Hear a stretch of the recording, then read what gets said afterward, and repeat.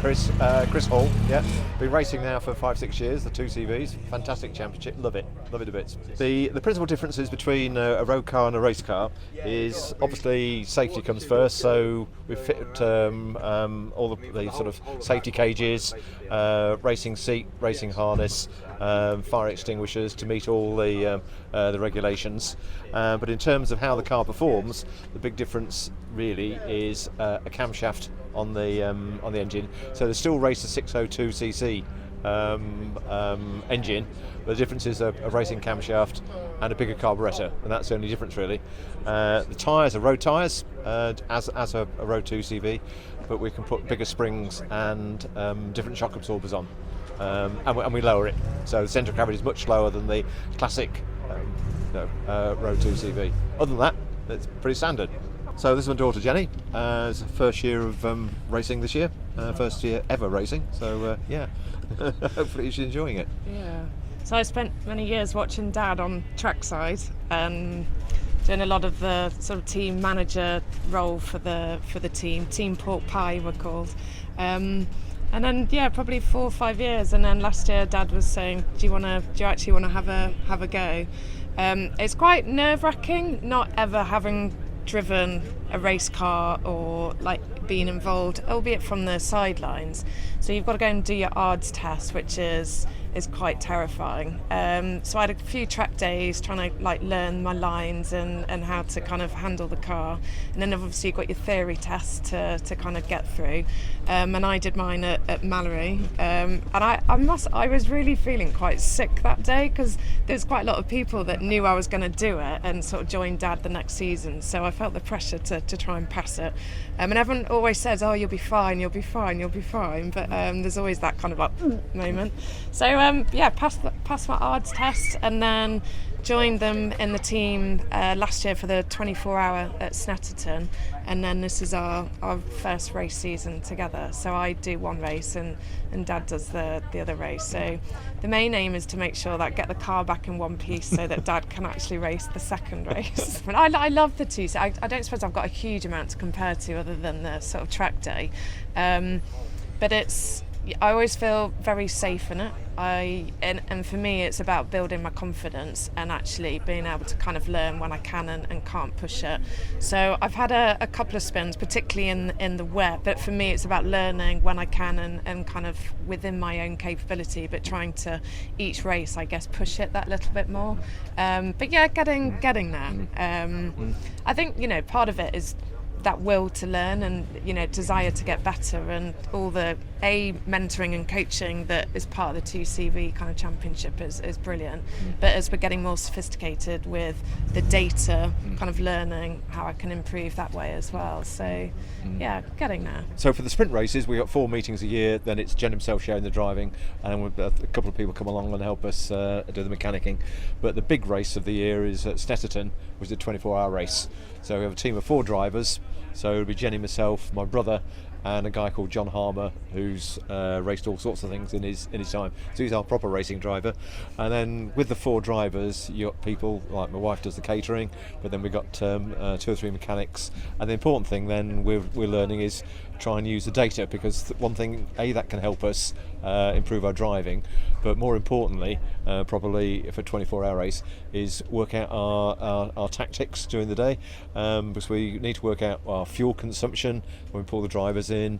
If there's a safety car, there's some maths involved about whether you pull the driver in and swap drivers to save refueling. The data loggers we've got are quite sophisticated, and I've got reasonable IT skills, but it really needs somebody to understand what the hell they do. So I thought, how do we find somebody who can really help us over the 24 hours? And so I sort of racked my brains and thought, universities. So I did a sort of Google search on universities, and up came the National Motorsport Academy. I think we had 6 applicants, all very strong, but we picked Hayden and Zach because they just had the edge we felt. We wanted 2, A, because it's 24 hours and you can't be up for 24 hours, although some of them can be. But we wanted somebody to look after our fuel strategy and our driver performance and the car performance. So they willingly volunteered. And they came to us at Silverstone, and that's when we saw really Zach got stuck into the driver analysis, and really helped us today from our qualifying sessions. He was able to tell us which corners and how we can make up time, and that worked brilliantly, didn't it? Yeah. So we saw the good decision. So I'm quite a novice driver, and so working with Zach in particular, he was there for sort of our testing and qualifying, and from the start kind of laps that we did to then me ending up my qualifying, I think we managed to take off sort of 8 seconds in my time, which is brilliant performance. And he went home overnight, reanalyzed the data, and he came back the next morning, and very good in terms of, as a driver and as a learning driver, how much information you can actually take in and then execute as well. And he realised he needed to break it down for me, so he sort of came back the next morning and was like, I need you to do one thing, and that's really, it was the corner one, like that's where you're losing the largest majority of your time. And then what was great was I could then do it, and then he saw the results from it. So yeah, it's been brilliant. Really positive experience. And Hayden's working on the safety car strategy for us, and the refueling, which is also key to the 24 hour. My name is Pete Sparrow. I've been doing 2CV racing for 32 years. Was at the first race in 1989, and I've pretty much been doing it on and off ever since. Various times I've done full championship, sometimes I've just dipped in and out, but I've pretty much raced every single year since I started. I also have a Citroen 2CV repair business, which is where my love of the cars come from, and also my participation with vehicles like this one and a couple of other cars here. We look after those as part of our job and for our customers, and we keep pushing the series forward.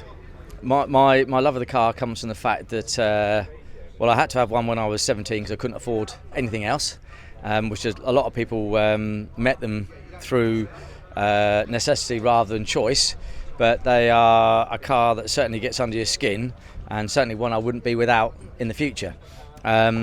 Taken me to some amazing places and done some amazing things, met some amazing people.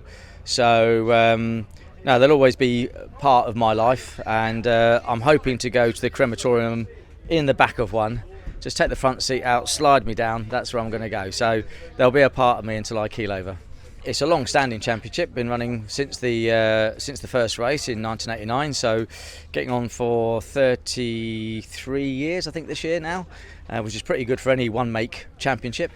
The reason that it's still very popular, considering the car is, in class as most by as a classic now, is the fact that the level of competition is pretty good.